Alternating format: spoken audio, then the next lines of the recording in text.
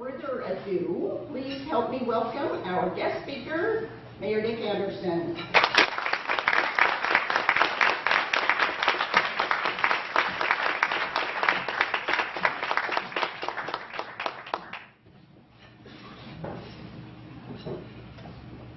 Now, you all have been certainly watching City Council, and I'm proud to say I've been able to conduct City Council meetings lasting 4 hours or 3 hours without taking any kind of potty breaks.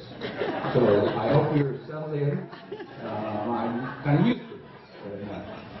But if I can, first I'd like to give a shout out to Roger Robertson and Always Travel. You know, it was great that they sponsored this event. You know, I don't really know if I needed them because you came to hear me. You know, but it's great. The problem I have, and I've got to confess it now, he won't. As hard as it is to get sponsors, and he was hard to get as a sponsor, it cost me 2 river cruises. Plus, you heard him talk about the Panama Canal. He's got me paying for the Panama Canal cruise as well. So as much as I'd like to say, way to go, Roger, it's been tough. But besides that, so thank you. Thank you for sponsoring. A shout out, if I could, to the Cultural Center, one for hosting us. This is a great facility. It's both for us residents, but the tourists as well. And you know, I don't know what we'd do without this kind of a mainstay in the city. And it doesn't happen easily. If you don't mind, I'd like to have staff of the Cultural Center, board members, volunteers, stand up, and if we could, give them our appreciation for that.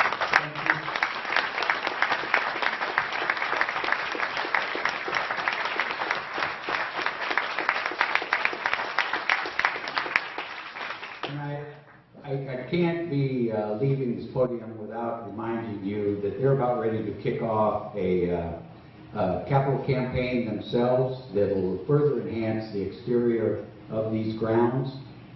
So I would hope you would not only be a member of the Cultural Center, but contribute to that campaign. It's kind of paving the way to a great vision, if you don't mind me saying so, and look for that.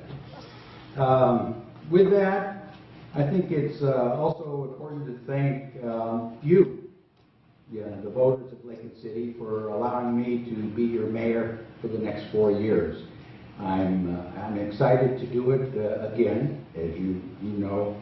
One of the things I was recently pointed out to me that over twice the number of American citizens have a very positive appreciation for their local government, twice that of, surprise, surprise, federal government. So I just want you to know that I feel your love, and so keep it coming. Local, think local. This is about 2018, and I think it's important to note the 2018 city councilors. If they're in the room, please stand up. Kip Ward, Riley Hoagland, Deanna Hinton, Susan Walke, Judy Casper, and Mayor Don Williams.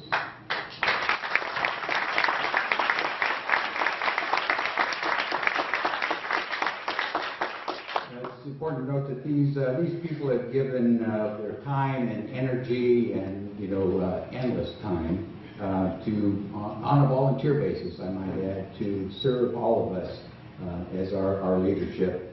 And I will let you know a little secret. Don and Susan aren't on the council any longer. That means they have a lot of free time. So if you have board positions that you're looking to fill, there's 2 individuals that are well-trained and available. 2018 was a year where our city employees have shined and distinguished themselves more than normally. Deborah Nicholson, the senior planner for Lincoln City, was named Oregon's Distinguished Planner of the Year by her peers, the Oregon chapter of American Planning Association. Deborah retired early this year, but her fingerprints are all over the activities that the planning department did in 2018. And let me share some of those with you. Roby's Furniture, the expansion and remodel.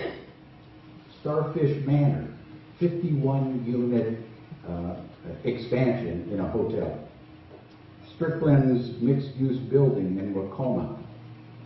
Crab Pot rebuild in Culver City.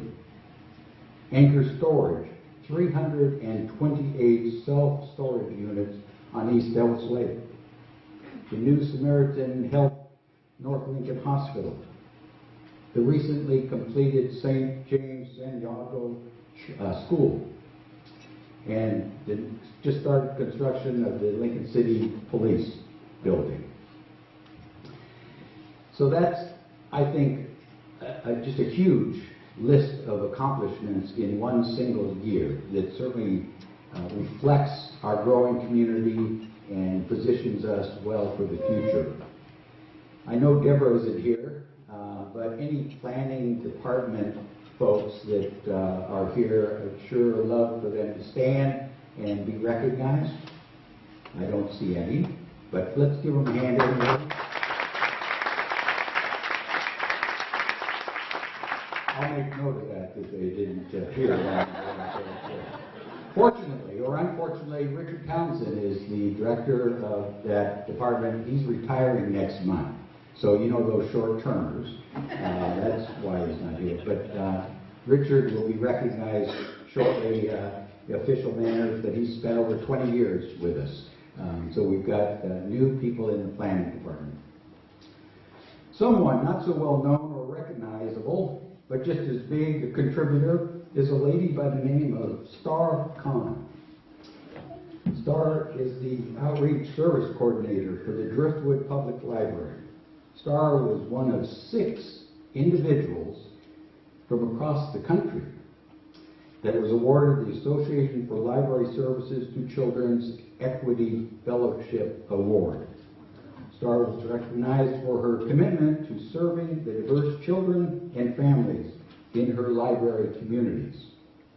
This past year, the library eliminated overdue book fines, expanded the library's Spanish language materials, and received a grant that allowed the library to purchase new and diverse children's and teen materials. It's amazing to me how many people utilize this library and how it has become such a hub in our community. Not only is it used for checking out books, but e-books, meeting rooms, computer access, and social activities. I know Star is in the room. I appreciate you staying. And other library staff and volunteers, if there's other volunteers, thank you.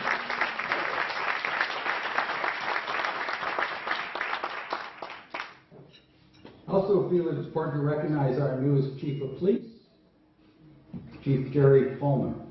He has taken the helm of this department and through his leadership and with the assistance of many, changed the culture of the department to one of community policing, recruited aggressively, and is now fully staffed, which includes a 3rd detective to assist in combating the growth of child abuse and domestic violence in our communities.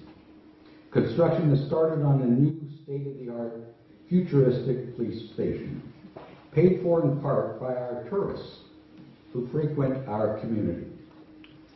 I've participated in the 3rd year of Citizens Police Academy, and I would recommend it to all you citizens. It is an eye-opening and educational opportunity to better understand what our officers live with and are confronted with on a daily basis. Look for sign-up opportunities this coming August. Women's self-defense classes and the addition of a cadet program have also been added. And another donation opportunity for you is the police department is doing a K-9, wants to add a K-9 unit to the police. They have a hurdle of $75,000 initial funding to get this department established, and they're asking for your assistance. You can go to LincolnCityK9.com, read more about it, but also donate direct from there. So we've got quite a hurdle to get that established. I know the chief's in the room. Chief, would you stand up to be recognized, and any other police officers and detectives? Go ahead.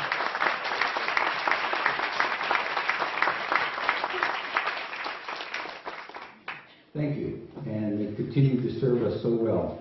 You have heard from me and will continue to hear me emphasize our infrastructure needs. Sewer and water are underground, but they should not be forgotten. Our streets continue to receive appropriate attention from our budget committee. We have budgeted enough dollars to resurface our existing streets every 20 years. That should maintain and take care of any potholes. Our 5 miles of gravel roads are scraped and regraded much more frequently. As a general rule, cities do not build roads. Developers build roads as they develop their properties. Sewers have ongoing needs. They get clogged by having fats and other unwanted items disposed through the system. The end product is sludge. That sludge is partially dried and trucked to landfills. It is important to note that Lincoln City has not spread that sludge on pastures and fields for many years.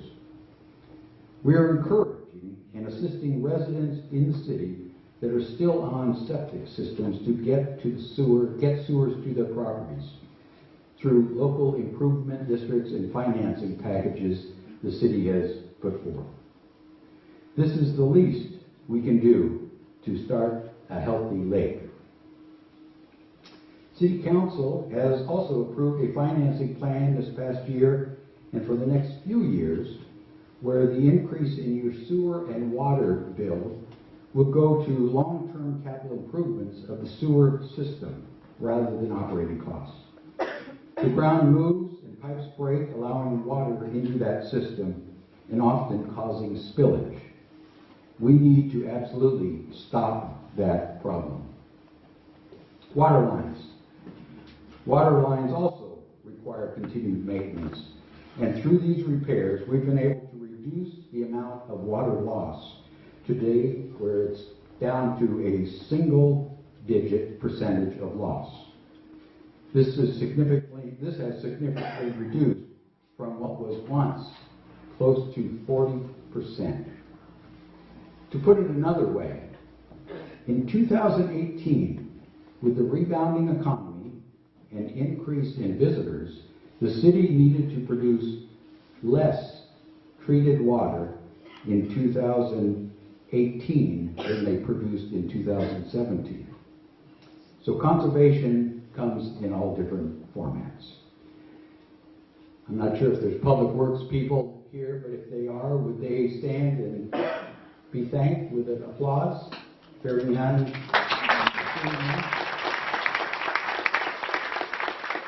Thank you anyway, they're out working.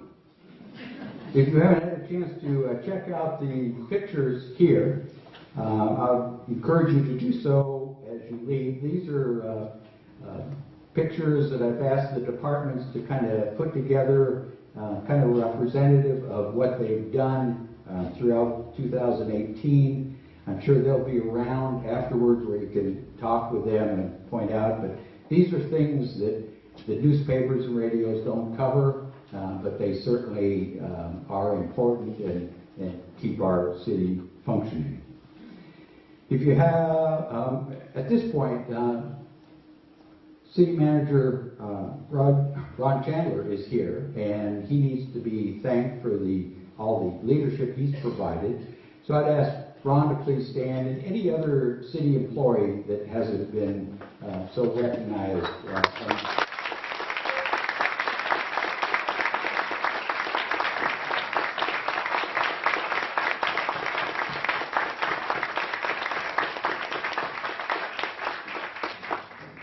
Thank you all for what you do. It's seldom recognized, but it's felt every day.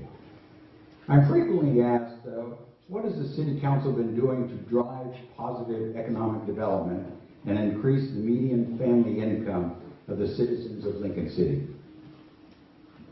It's a great question and very appropriate. I answered that question this way. I believe we have to first make sure our community is attractive to new business. And quite frankly, we're not. I have 5 areas of evaluating our readiness, and they are an ample supply of housing at all levels, the perception of our schools, managing expectations about the level of medical services, transportation, including buses, roads, and access to airports, properly zoned land with appropriate utilities available.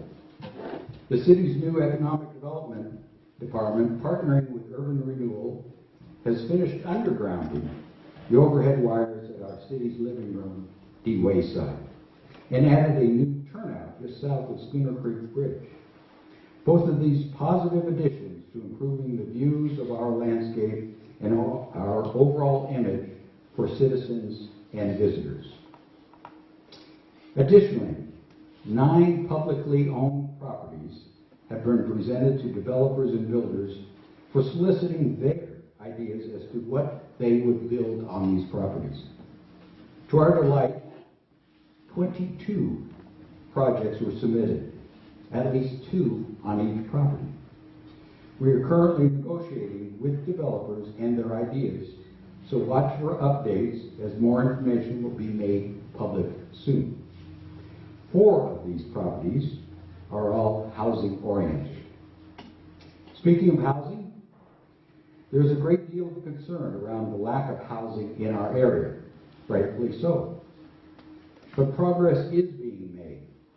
Besides the properties and projects I just spoke about, in 2018, there were 62 single-family and duplex building permits issued, plus the 30-unit apartment project off West Devils Lake. That is 90-plus units added in 1 year. I know there's still a need, but progress is being made. We have a brand new hospital being built in Lincoln City, scheduled to be finished in early 2020. If you haven't been by the site, I encourage you to do so. It's a very impressive steel structure, unlike the old one that was wood frame. The hospital is a major economic engine for the city and North County. A new facility only enhances this importance. I might point out that we, the citizens, are not paying any more for this new hospital than what we have always paid to North Lincoln Health District. Our schools are rated average in the state of Oregon. But average does not cut it when decisions are being made to relocate businesses or families. Our community needs to get behind our schools. Dollars aren't everything. Involvement, mentoring, additional education options are important, along with total community engagement. I'm challenging you, each of you, this year to reach out and touch the schools. Whether it's attending a school concert, sporting event, volunteering, or just plain mentoring or simply reading to a young student. Your involvement will help graduation rates, testing scores, and provide a positive outlook for these young people.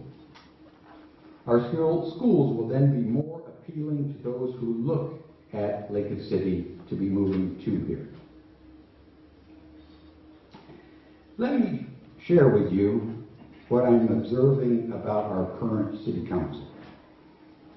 Because of the 2-year rotation of City Council elections, this is the 6th grouping that I have served with.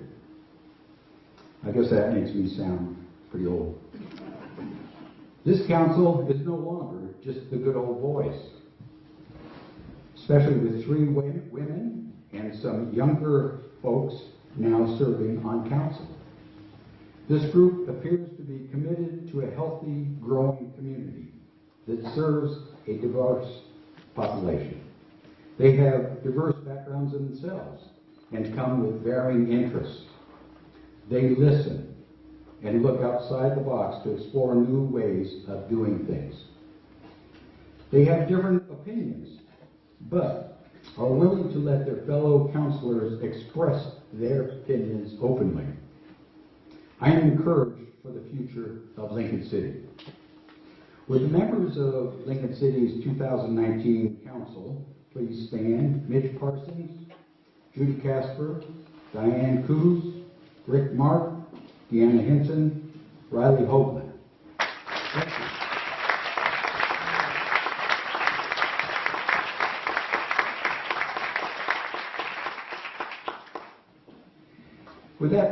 With that being said, for the past year, we, as a community, have been working on a program called Imagine Lincoln City. What would we like the city to look like in 20 years? There has been outstanding participation from citizens. In late 2018, the City Council accepted this task force report, which included a vision statement. Let me read that vision statement to you. Lincoln City is the premier coastal community where the ocean, beach, rivers, lake, and forest come together to provide the Oregon coast's most extraordinarily beautiful and unexpected setting for work and recreation. Lincoln City is welcoming and inclusive, where people care for one another and their community through careful planning and collaboration. We have a pleasant, safe, healthy, and prosperous town where everyone enjoys a high quality of life. This is that vision. This is what we would like to see in the future. I'm sure we can also agree that we're not there yet. However, we control our future. I'm reminded that the fruit we ate today came from trees that our grandparents planted years ago. We are in the unique position of planting seeds today for our own grandchildren's benefit. I would ask you all to work with me and the entire City Council and City staff to make this vision become a reality. Thank you, and have a good day.